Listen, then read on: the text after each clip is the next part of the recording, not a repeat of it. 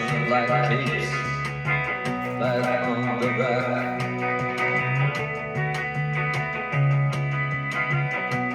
The lovely goose is dead, the bats have left the bell tower, the victims have been bled, red velvet lines, the black box. The lovely goose is dead. That's right. What we have here is a modern interpretation of a timeless design. This is Jack Wolf, Vampire Jack. If you don't already know, these have been out for a while. Jack Wolf makes their knives in China. They are high quality, high-end titanium knives. This is the Nebula covers, the red, white, and blue. Very nice. You can see the titanium and the liners, titanium bolsters and liners are all one piece. Very thin covers, you can see. Makes for a thin, slim pocket carry. It is 2.7 ounces, so very light. It's almost 4 inches long. It is 3.9 inches long, closed. The blade is 3 inches long. It's got a Crucible S90V steel. You can see it right there. 3 inches open, cutting length of 2.7 inches. The blade stock is 0.12 of an inch. Rockwell hardness is 60 to 61. Good pull, great half stop, awesome snap. These come perfect, blade centering's perfect, 0 gaps in the back spring. It's kind of a knife that a lot of people have aspired to get. It's a very good one. They have multiple versions. This one's a spear point, obviously. It's kind of got a coffin-shaped bolsters here. Not the Barlow with where it comes down farther. They have the newest one it comes down farther like a Barlow, and it's coffin shaped. Thank you very much, Ken of Last Chance Knives, for sending this to me so I could do a comparison video with some of my other modern slip joints. It is greatly appreciated. So those were the specs. Let me collect my thoughts here. This is a very nice knife. They run $299 and 99 cents, so $300. The old ones used to be able to get in micarta for $275. You can see it's got a small nail nick there. Though it's small, it does work. The pull here is probably a 7 into, maybe it's a 7.5 into an 8.5. Strong pull. Only other knife I have with a pull like that is my Arthur Wright & Sons. Very similar. They do not have half stops. And you can see the generous sharpening choil that they have here, which when I was cutting cardboard, you can see I was getting hung up on the sharpening choil. Now I'm not used to a sharpening choil that big, so it was operator error. It did slice through the cardboard really, really well. Fantastic knife. A little comparison. This is the Rough Rider Apta. I've done reviews of it. Micarta VG10 pulls not quite as strong. It's got a satisfying, as Tim School of Fish would say, a walk and talk, that is. Loud and vocal. Didn't get hung up on the sharpening choil. I could see you could, but it wasn't quite a V shape like this one.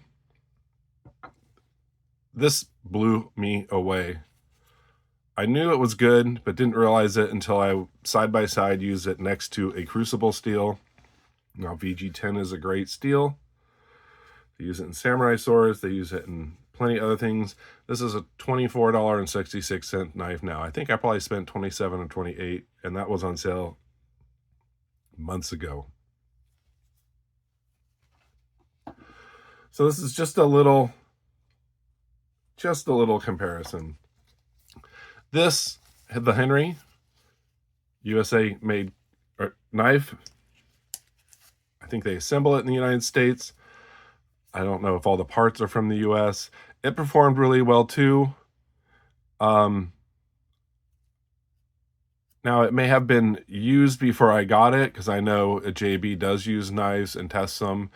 I noticed it did get hung up on the cardboard a little bit. Maybe it was the blade shape. You couldn't quite get all 4 fingers on it, 3 fingers. But for a small whittling carry knife, it is really nice. This also is titanium bolsters and liners integrated. My conclusion: is this worth $300 to you?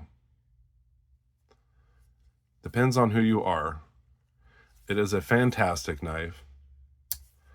I've never spent that much for a knife. After using it, I don't know if I'd spend $300 for it. Not that it's not worth it. Now, a lot of people who have money, and this is just a drop in the bucket, you want the high-end materials, it's a very nice knife.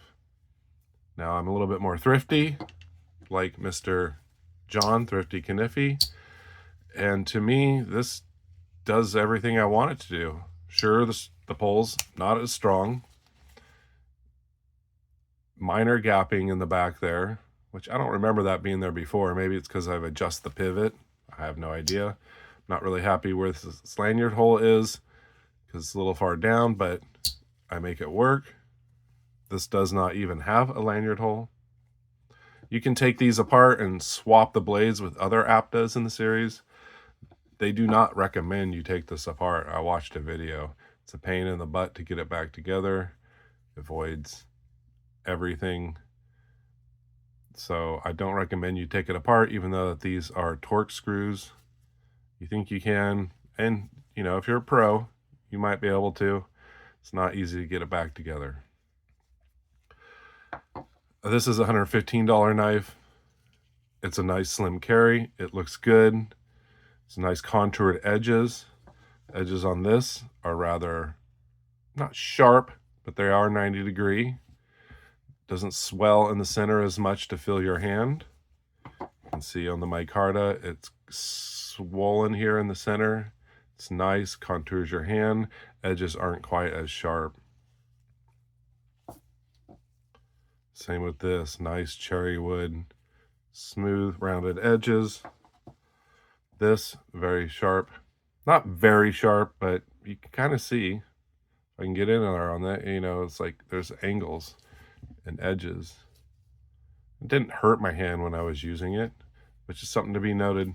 There's plenty of other designs that have rounded corners and rounded bolsters. My conclusion, well, $300, $115, $25. If you're budget-minded like me, this is all you'll need. It works great. It may not be a crucible steel, but VG10 is nothing to laugh about. It actually, like I said, blew my socks off. It sliced extremely well, and it's still sharp. And I've actually used it at work before this. Very satisfying click pop.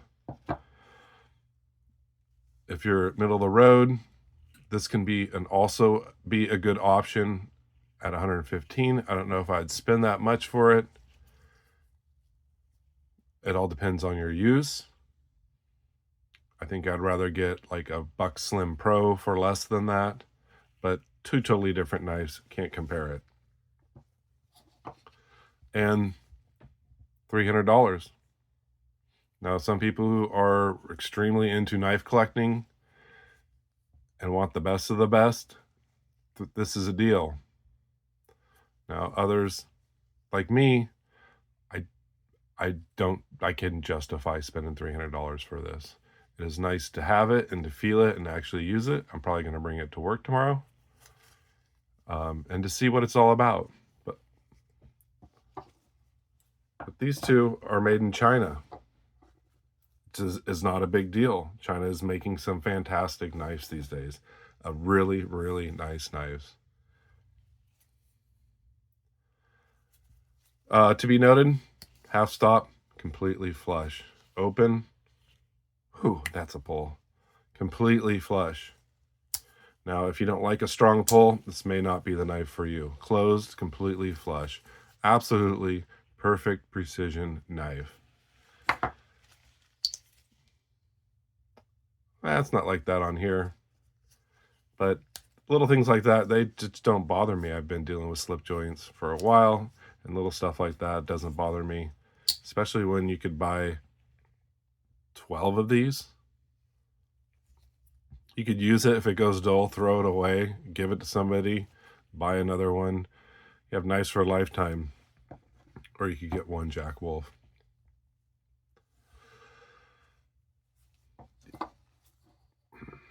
So I'm not going to say if it's worth it or not. It just depends if it's worth it to you.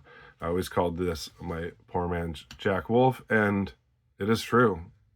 So far, it's done everything that this could possibly do, and maybe not as an attractive package, maybe a little bit heavier, slightly bulkier with the Rough Rider name. If you're curious, it doesn't say VG10 on the blade, but it is RR2285.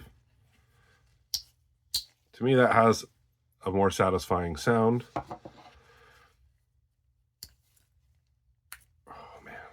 That's nice, but if you don't like nail busters, you might not like the Jack Wolf. Now, they do have a couple of models that are modern frame locks that look old style, but they're flippers. That might be an option for you, but they are $350. So just a note, thank you very much for joining me. You guys keep the garlic out, because the vampires are coming.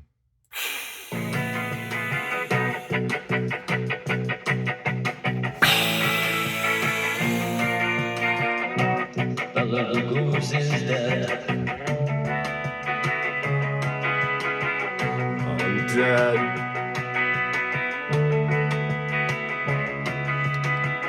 I'm dead, I'm dead, I'm dead.